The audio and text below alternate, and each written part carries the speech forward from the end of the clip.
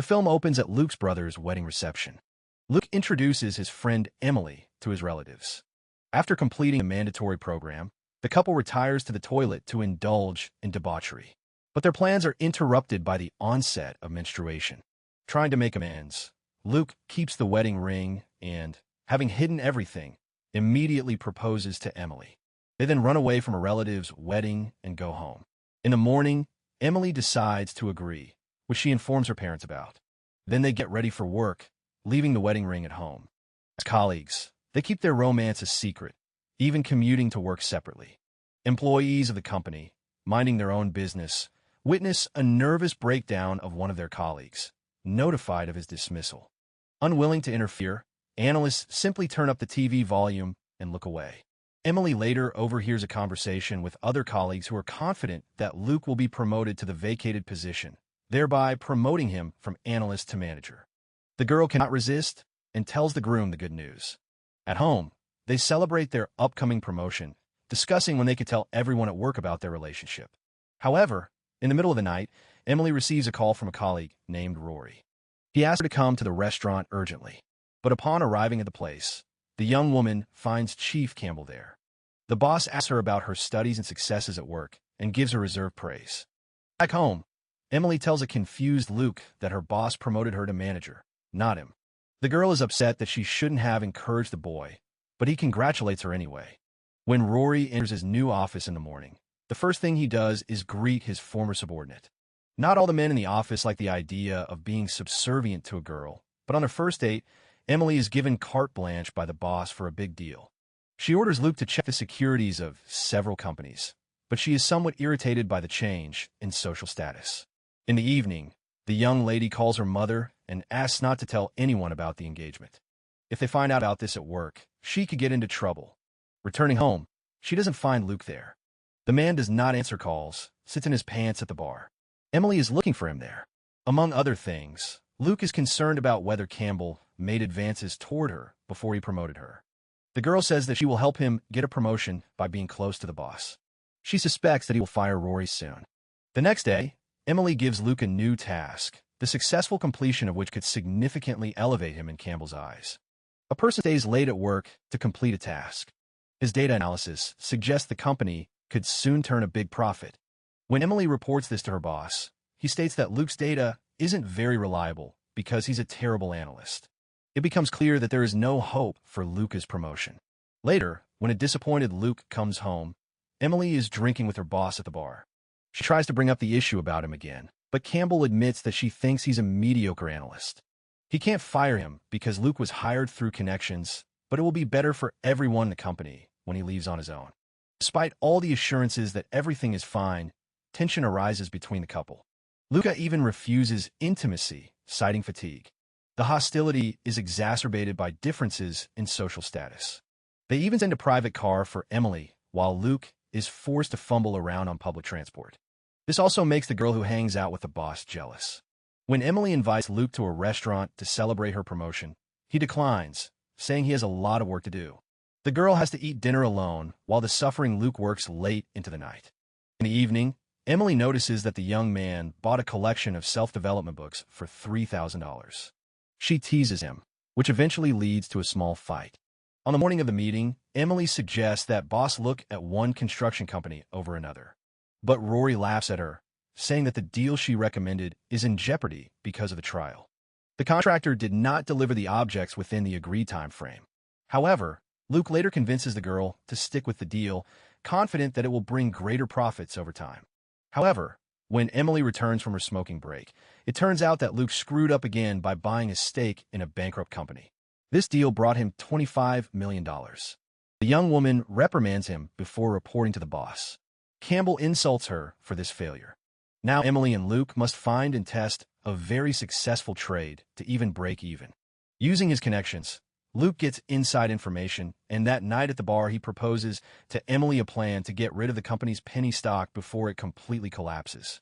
The girl refuses, as it is a little illegal. He uses personal connections to trade the stock market, but Luke is confident that everything will work out.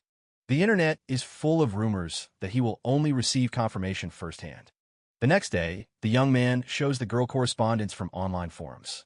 Emily is wondering what risky plan to take to make money and restore her reputation with her boss. To defuse the tension, she lashes out at Luca, even though he's not much for love. Despite all his efforts, nothing works out for him. As a result, a distraught Emily decides to bet on her own idea, buying back the company's shares at the expense of legal fees. She calls Campbell to report this and then falls asleep on the couch. Getting ready for work in the morning, a young woman listens to the news and learns that her forecast was correct. At the office, her boss apologizes for the hurtful words she said earlier and gives her a bonus of $500,000 as an incentive. She invites Luke to celebrate her success that evening, but he doesn't respond to messages. Therefore, when colleagues suggest going somewhere in the evening and celebrating a successful deal, Emily agrees. The manager goes to a strip club. Judging by the father's male history and the dancer's shocking charm, the young woman is being methodically and systematically attacked.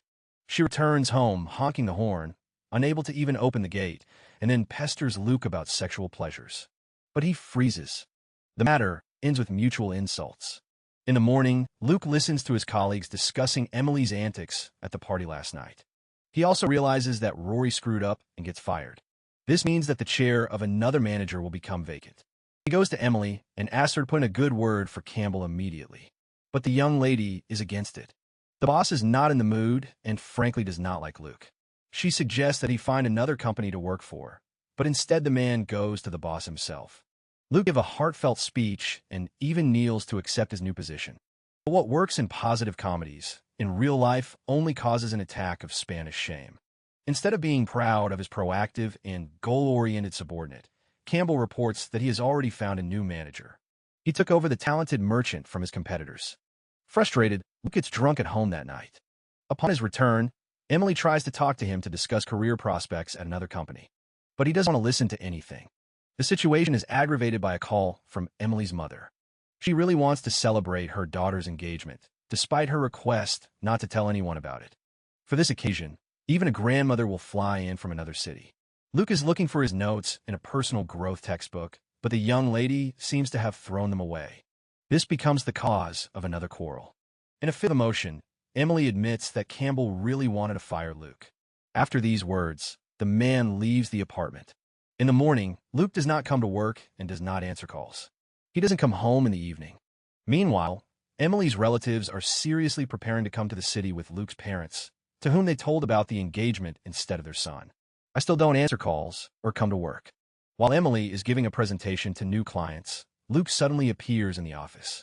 Drunk and distorted, like a pioneer counselor. He storms into the meeting and crashes it, telling the boss everything he thinks about him and revealing the secret of his relationship with Emily before being escorted away by security.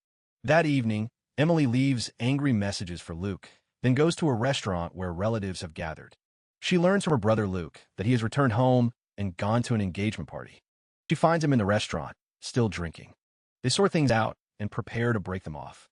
Luke also lied to his family about his promotion. Emily reveals the truth that he worked for her, and the man responds by accusing her of being promoted through bed. Luckily, I've had more than one late-night bender with the boss. Unable to restrain herself, Emily breaks the glass over her head and runs off in a rage.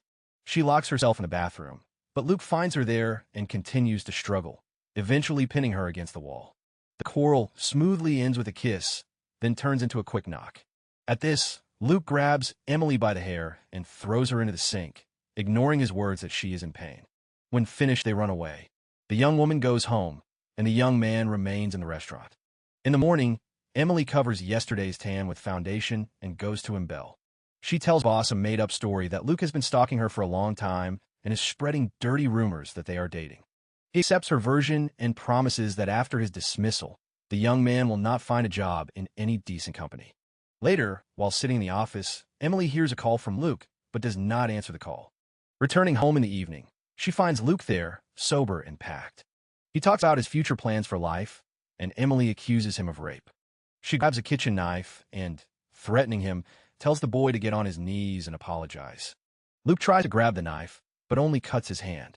The young woman then stabbed him to make him more compliant. Luke apologizes, then starts crying and asking for forgiveness. Emily leans over and hugs him. Also unable to hold back her tears, but not to forgive, but to order him to wipe the blood from the floor, from her home and her life. This is where the film, like the couple's happy relationship, ends.